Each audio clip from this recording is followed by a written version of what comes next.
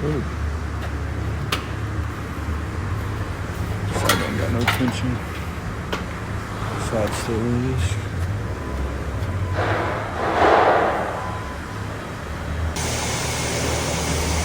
That's just holding it so the bottom section will fall out and knocking out the ladder and releasing the tension. And vice grip there. Move those as a quick put back in. Got it back down on the ground. New section in. Just gotta set the cables. The tension held up there. Have to come back and replace the track. It's tore up.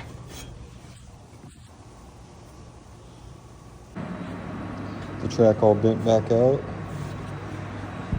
Cables on. Added the tension that it lost.